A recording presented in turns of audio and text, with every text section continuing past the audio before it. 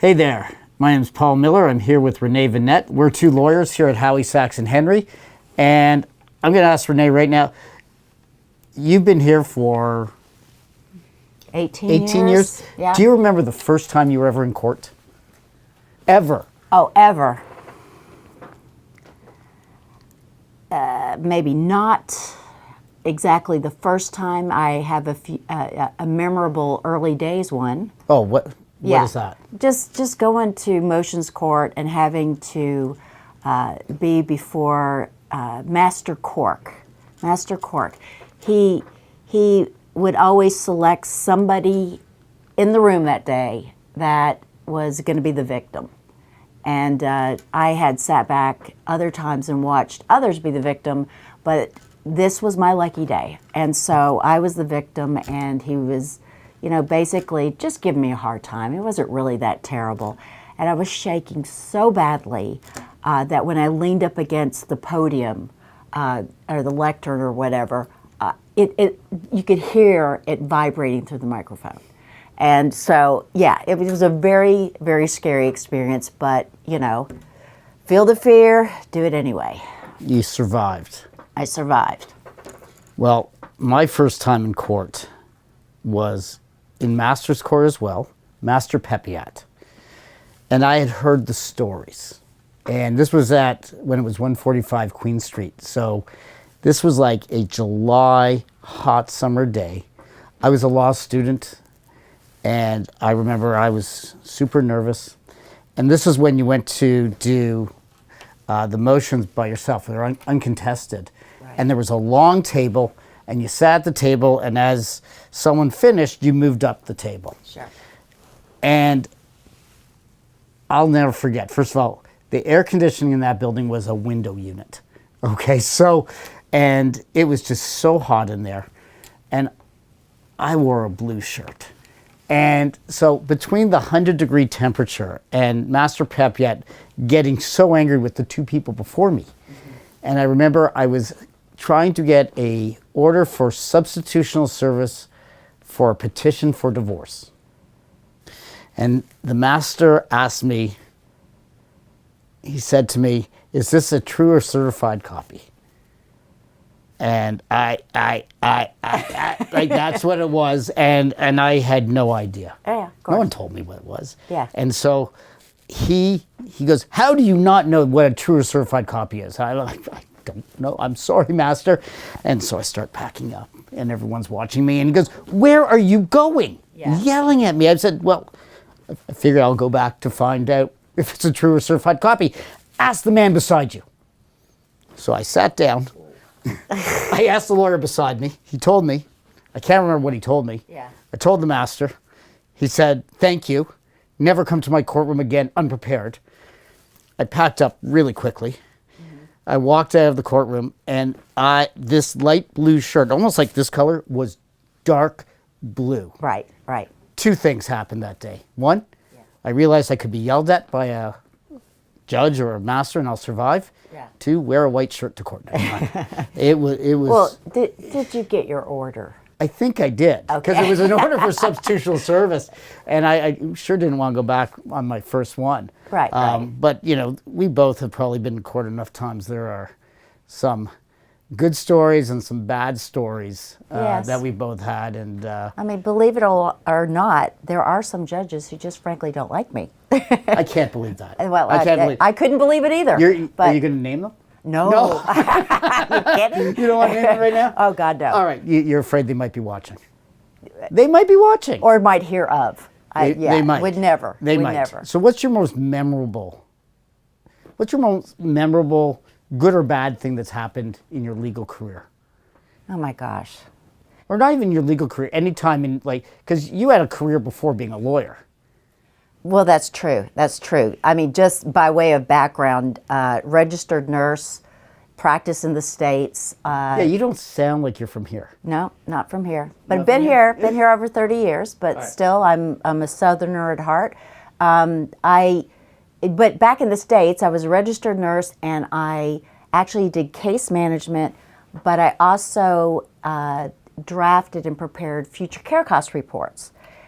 So, and for anyone who isn't familiar with personal injury, it's simply a matter of figuring out what a person's future needs are and then quantifying what the costs for them to receive those services are across their lifetime. So you were retained as an expert? I was retained as an expert, and in this particular case, which to me was the most memorable, attendance in court, I was giving my evidence, and it was a poor man who had his son was playing ball in the backyard, and the ball got caught in the tree. He took a metal pole and went to get it out and hit a live wire. Ooh. So he had an anoxic brain injury. No, it was a sad situation. So he had an anoxic brain injury, and I was doing the defense. We were on the side of the electric company, actually, and I was giving the defense future care cost evidence. Okay? So at this point, I'm maybe 29 years old. So it's like 5-10 years ago? Yeah, right. Okay. Yeah. So I go to court, and I'm in a very small town in the foothills of Tennessee. And I go, and I have a migraine headache that day, so I take antihistamines and I take decongestants, and and I'm nervous anyway, like I'm vibrating. And so I get, they swear me in, I sit down in the witness box, and, they're qualifying me and all that kind of stuff, and they say, when they start to get into the meat of it, you're not normally an expert witness, are you? And I'm like, no. In fact, I'm so nervous, my tongue is stuck to the roof of my mouth. You said that in court? I said that in court because it was true. I had such cotton mouth that honestly, it was like dust balls should have been flowing forth. So the judge says, he turns to me and he says, "Hon, are you all right?" And I'm like, if I could get some water. So they give me this water. They put this flimsy cup, the flimsiest of cups, and I just look at the water and my vibrating body, and I turn to the jury and I say to the jury, "Now the trick is getting it to my mouth." And so I pick it up, and honestly, it slopped all over the place. I get it to my mouth.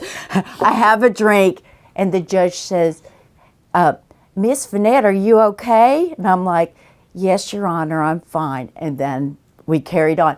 But the one thing I did learn from that is that, keeping it real, the jury was on my side. They wanted to help me, and they listened. They were attentive, but that was a nerve-wracking experience. Well, I got to say, so like you, I started law in the United States. I was at law school in the United States, and I was working legal aid. Because like so many, I thought criminal law. I see that on TV. I was there in the 90s, so LA law was popular, and I got probably the most interesting life lesson. Working in legal aid, you have to either go to the county jail or you go to the holding cell in the courthouse. And that was an eye-opening experience for this kid from Toronto. And we were on Long Island in Hempstead, New York. And I was told to go down to the holding cell to talk to one of the defendants. It was probably like a petty theft, something like that. It wasn't the most serious charge. It wasn't armed robbery. I remember that. And it was November. It was probably 2 or 3 weeks until Thanksgiving. So like in Toronto, the weather's starting to change. And I go to him and I said, the lawyer I'm working with says, plead it out. He can get you time served or whatever. And the defendant said, "No dice. I want a trial." And I go back up to my boss and he goes, "What do you mean he wants a trial? We're not doing a trial in this case. Go down and get a plea agreement." So I go down, I said, "All right, my guy says no, we're going to plead it out." He goes, "No, I want a trial." Go back upstairs. And he goes, and my boss says, "Find out why he wants a trial. Like, did he did he do this or not? And I go back up and I talk to the defendant, and he said, "You have no idea, do you?" I said, "No." He said, "It's November. I've been in jail before. I pleaded out. I'm out on the street. If I get convicted, and I will get convicted, I get 6 to 8 months. And you know what's in the next 6 to 8 months, son? Winter. And this way I get a warm bed, 3 square meals a day, and I'll get out for spring or summertime." And I was like, oh my God. Wow. That was like, I never even imagined that could be someone's reason. And they did a 2-day trial, and he was found guilty. And Right. And I told my boss why, and he said, "Yeah, we get that a lot." Yeah. And that was, The desperation of people. yeah. And I just was shocked that jail was safer than being out on the street. And It was in New York.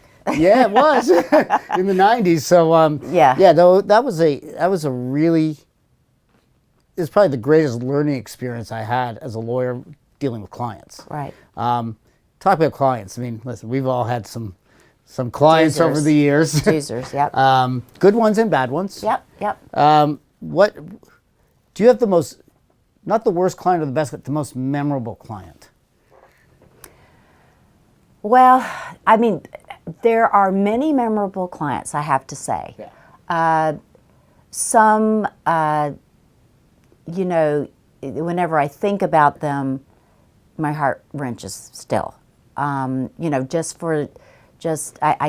think of, there was a 14-year-old boy who was at a party, teenage party, and there was an above-ground pool.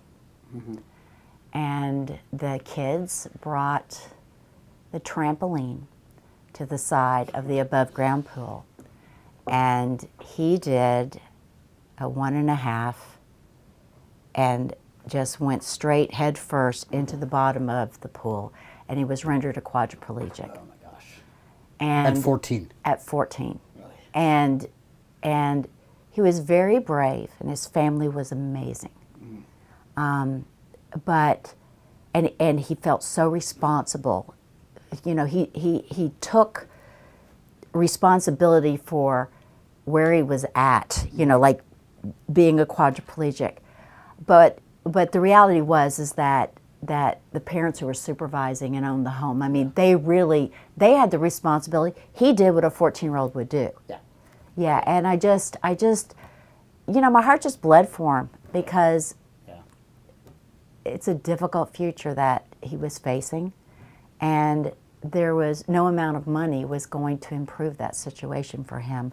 Yeah. In terms of getting back what he had lost. Right. Yeah. So that's memorable. Yeah. I've had two cases. One was kid was 7, and he was in foster care, and he was left with a babysitter who wasn't vetted. Turned out this babysitter had, after raping this kid and sexually abusing him, went along between somewhere in the western part of the province, like London or Windsor, killed 3 people between here and Quebec, and eventually he was arrested. But I had young kids at the time, and to listen to the stories of what happened to this kid was so heart-wrenching. Like it just... Well, it haunts you. It does, and it was like, the sexual abuse cases, they're so important, but they're so hard on you. Then I had this one other case, probably a 15-year-old. It was in Beaverton. I love this family. They were a great, great family. And the son gets into a CRV with his friends. And like 15-year-olds in Beaverton and 16-year-olds, it's Halloween, let's go have some fun. And they start egging a house and here or there. And the last house they egged, the owner of the house came out and chased them in his car. And they were driving down, I think it was Highway 12. And the girl who was driving the car hit the soft shoulder and flipped the car, and this kid was ejected. And his father was part of the volunteer fire department. Oh gosh. And you can tell where I'm going. And I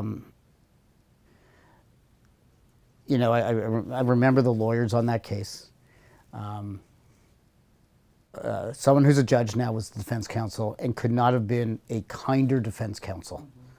And we had one other lawyer, and so the guy who chased the kids down the road then sued the parents for his mental distress. And the lawyer that represented that person, I'll never forget. And it got, at the mediation, there was a lot of anger. Like, how dare you? How dare you? And, but they were great people. And you love working for people like that. Love it. Yeah, I mean, there are those cases where that it's everything to your client that they have a voice, mm-hmm. and that they don't know what they need or what the future holds, but they know if they trust in you, mm-hmm. then they know that you know, because that's your area of expertise, or if you don't know, you're going to get experts to tell you. That's right. That's right. And they can at least take part of the unknown equation, get it off their back, yeah. and pass it on, so that, they can get some level, one less thing, just one less thing for them to have to worry about. So when you are dealing with, let's talk about like the catastrophic cases, because quite often I hear at mediations when we're trying to settle a case, the mediator will say, this will hopefully give you some closure, and I don't believe in closure. I believe that you don't have the lawsuit to worry about. Well, I do believe in closure. Okay. I'll put it that way. I think that there are different levels of closure. Okay. There's different parts of closure. Okay. I think closing a lawsuit, ending a lawsuit, or settling a lawsuit is definitely a first step in that overall closure. Mm-hmm. I think closure comes with, you get the case settled, and then there must be at some point, not must is too strong a word, mm-hmm. but oftentimes you hope that your clients come to a level of acceptance of their situation. Right. And that acceptance is how they cope going forward. Because for someone who, when we say catastrophically impaired, just for anyone who's listening, in Ontario, that has a legal definition, and is more under an accident benefits perspective that the term is used. Mm-hmm. But we know catastrophic, it's just like it sounds. It's catastrophic. It's very serious injuries. But there's many levels of that recovery. Right. And I think that when my clients reach a level of acceptance, and it may not happen during my relationship with them, I think that's when they are able to potentially build that next phase of their life. I know that when I've mediated cases over 25, 26 years, oh God, that's a long time. You're old. I am. Yeah. It's very rare that I come out of a mediation thinking, I got a good number. Like, I'm always thinking, I left that. There was one time I had a soft tissue injury, like a fibromyalgia, soft tissue, chronic pain case. And we were suing a company who defended itself. I guess they were self-insured. And they sent their corporate lawyer. And we're at a mediation. I remember this was in St. Catharines. Right. And I fully expected them not to have any ability to value the case. I said this to the mediator. And the number they came in with, I jumped out of my seat so high, probably banged the table, said, "I'll take it." I felt like I was Kramer from Seinfeld. Right. And he said, no, there's more money. I said, how could there be more money? Right. That was the only time in my career, because I always think did I get enough? Did I get enough? And I think that's natural. Yeah, I do. I mean, but there's a lot of circumstances where you come out of for me. Yeah. I come out of a mediation, and when I weigh the risks Yes. of moving forward to trial and what those risks could cost my client, Right. and I look at the settlement that's on the table, that when you're at a mediation, it's all about compromise. Right. Okay, and mediators will say each side is equally unhappy, and I don't really think that I don't buy that's that at a all. good definition of how it should be. Yes. But I think that a reasonable settlement Yeah. is one where you eliminate the risk for your client, and it's within the range Yes. of what you believe to be reasonable recovery. Right. And it's not a perfect way of doing a system like this, and we use our expertise to inform us as to what the right range of numbers are. So, I always want to get more from my Sure, clients. Of sure. course we do. I want to have a better result than I thought was possible. Sometimes it happens. Yeah. Sometimes it happens.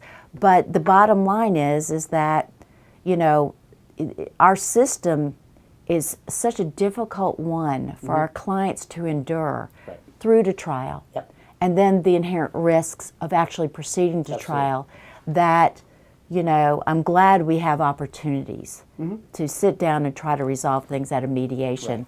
Now, let me ask you, this has happened to me on a number of occasions. I will be at a mediation or a settlement meeting, my client's with me, and there's an offer. And I'm not talking it's a six-figure offer. And maybe the case is worth high six figures, but there's risk. Maybe it's worth seven figures. And I've had clients, it's probably 3 or 4 times, let's say they get an offer of $200,000, and I'll say, well, listen, that's not the right number, but that's actual money. No, that's like getting zero. And I'm like, no, zero is zero. Right. Okay. Right. Have you, how do you deal with that? I'm sure you've had something like that.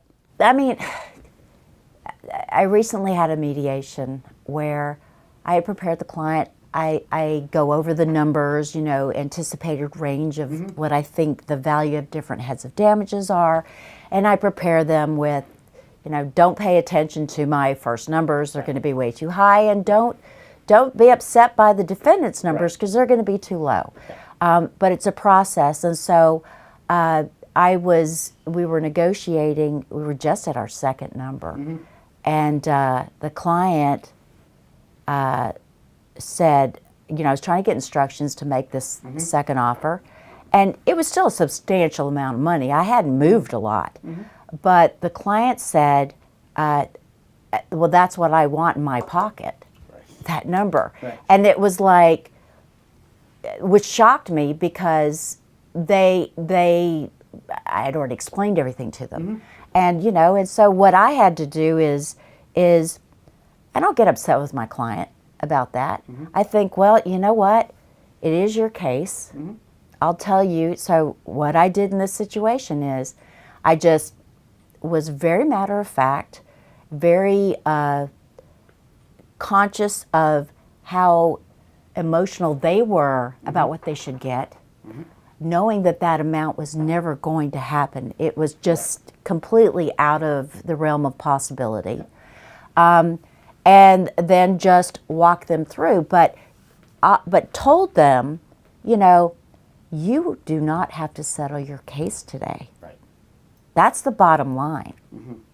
I don't think I can get you that amount in your pocket. In fact, I think it's impossible. Right. But it is your case. And if that's your bottom line position, we'll stop the mediation. We'll end it now. Right.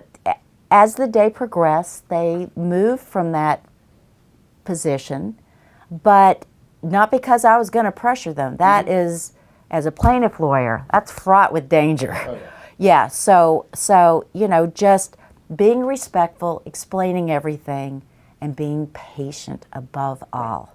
I think that made a difference. At least she felt heard, Sure. and she was heard. Well, I had a mediation, and it's got to be back in the early 2000s. And it was one of my partner's cases that he asked me to mediate, and I was a young associate, and I was very excited. I had a good mediator by the name of Paul Torrey, very respectful. It was accident benefits and a tort case. And like I always tell my clients, I'll do an opening. They'll do an opening. The mediator is going to ask you if you have anything to say. Don't say anything. Yeah. Okay. Well, this lady had come down from Northern Ontario, and she was not going to take my advice. Oh, of course. And for about 5 minutes, and 5 minutes is a long time, when a client gets up on her feet and starts screaming at the adjusters of how terrible they are as people, and they should be ashamed, and goes on and on and on. And again, I'm a young lawyer, and I'm like, Mr. Torrey, can I speak to you? And he comes in, and it was probably maybe the first time I mediated with him. And I said, he goes, "You've got a problem, Mr. Miller." Yeah, exactly. And it was, I said, "What do we do?" He goes, "I don't know yet, because I've never encountered someone scream at the people who are going to write the check." Yeah. And it was such a terrible situation, because now we had to go back to the client and say, this was not what we discussed, and you might have just blown it. Yeah, right. But my recollection is that he did such a good job. Paul Torrey, not me. No. Torrey. No. Paul Torrey, of bringing the adjusters down, of saying, Right. listen, she's mad.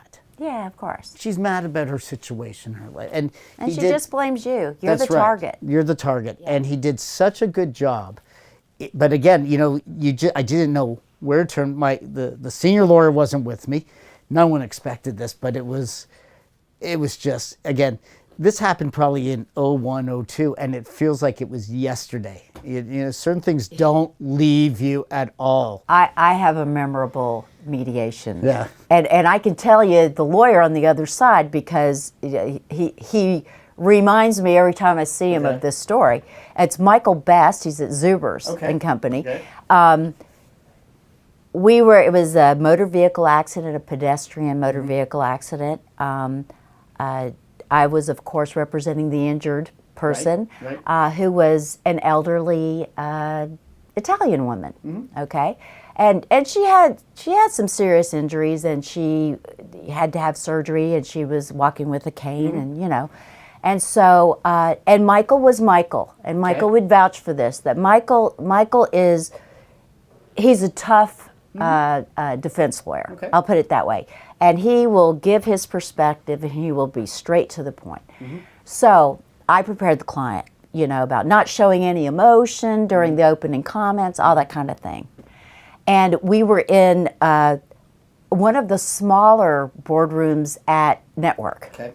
And so just a table width apart. Yes. So Michael's doing his opening, and my client, she stood up and she got her cane and she was going for him. And I had to grab it and stop her. And so she didn't follow my instructions either. But to this day, Michael and I still laugh about that. We got it settled ultimately, but yeah. Well, I had a case, again, the case feels like it's yesterday. Elderly woman who is shopping in a mall around Christmas time. Right. And you know how in a lot of the malls they have grates around like the fake trees? Okay. Oh, yes. Right. And so she's trying to maneuver her way around, and she steps in the hole. She falls and breaks her hip. Oh, okay. Lovely lady. Lovely. Had a pretty good recovery. And the defense counsel at the mediation said, and I quote, because I can't make this up, "I don't know if you broke your hip by stepping into that hole. Many people your age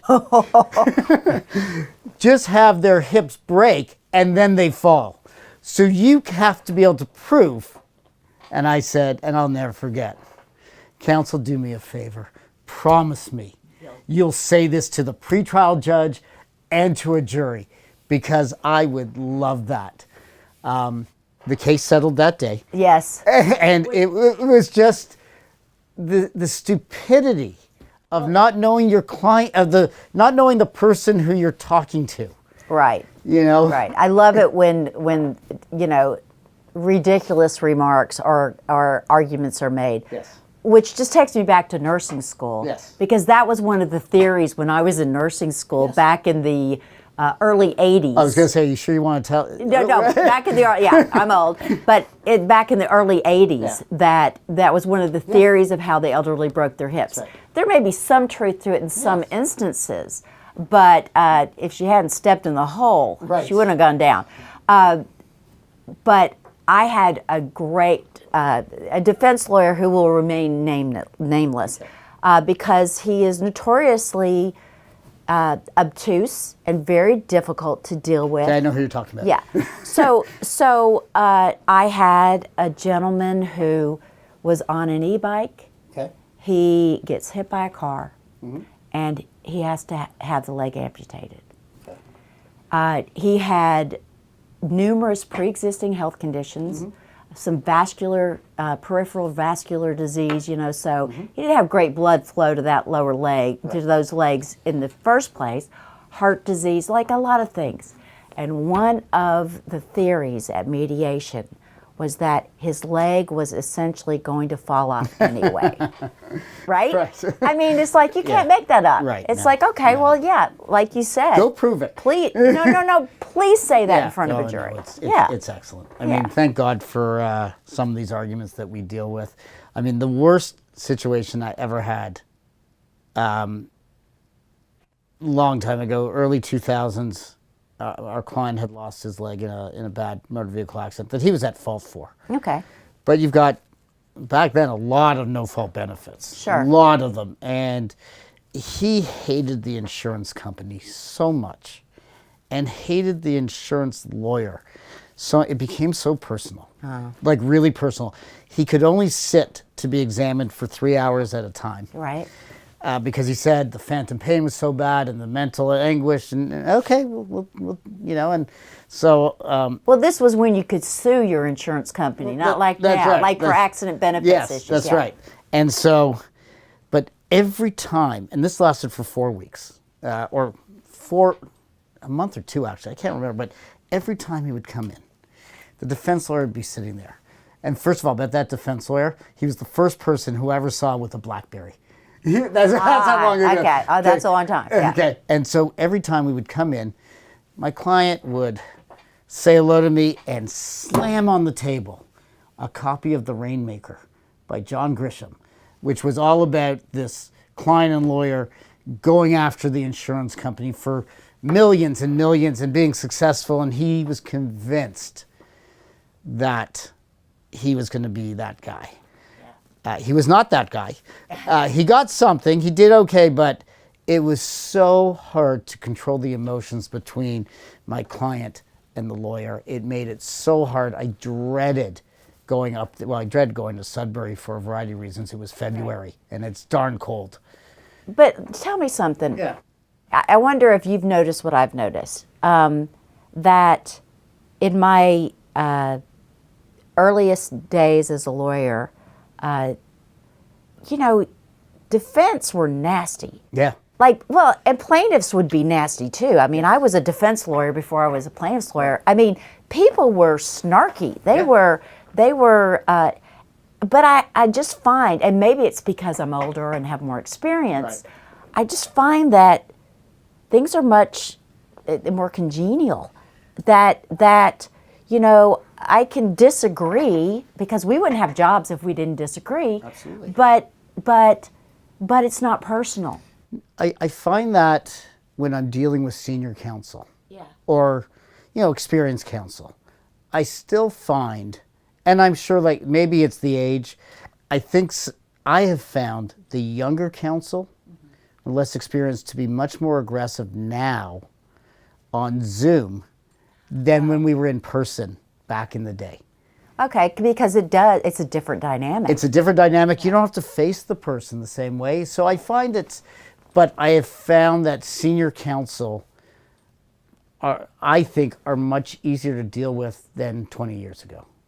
That's what I find. But unless you were that one junior counsel, that recent case. I won't go into detail, but right. You know what I'm talking about. That's right. Yeah. So, but you know what? I think it's a combination of things, and as we get more experienced and the respect level that the bar has for us on the other side, and I totally, I'm in the same camp as you. These are our jobs, and that's all we're doing. Don't make it personal. Yeah. And 95% of it's not personal anymore. We're doing our jobs. And someone I articled for, Susan Metzler, who was one of the lawyers I worked for as an articling student. She and Bob Falby both said to me, I'll never forget this, fight your case as hard as you can. Be able to go out for a drink with your opposing counsel at the end and say, good job. And always shake the opponent's hand after a motion, after a trial, well done. And as long as you put your best effort in, that's all you can do. Well, going back, I believe it's better to, life is long in law. Yes. So I don't want to burn a bridge with any lawyer on the other side when there's there may be, I should say, time in the future where we're actually on the same side of an argument. Yes, don't burn a bridge because you don't know when that opponent is your ally. Oh, it's so true. And I do say that to the younger lawyers. Yeah.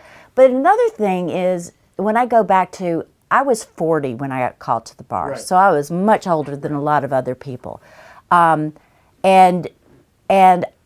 I do remember that first year or two, this idea of how is a lawyer supposed to behave? Mm-hmm. And there was a bit of play acting on my part to fit this idea of what I thought a lawyer was supposed to be like, and how they were supposed to represent their client's interests. And at times being aggressive, I know now, I've known for many years, thank God, being assertive is an entirely different thing than being aggressive. Yeah. And I think that I think some, not all, but some young lawyers fall into that same trap I fell into. And I was old. I was 40, I'm sure I did the same thing. Yeah. And what young lawyers have to remember, if you're a good lawyer against that defense counsel is a great source of business later on. That's right. And so don't burn your bridges. So I think we'll wrap up for today. Sure. I think that was a good first episode, Renee. I think it was great. I think we have a lot more things to talk about. And thanks for everyone for tuning in. You'll find your podcasts in all the normal places, Spotify, Apple, wherever. And for Renee, I'm Paul, and we'll see you soon.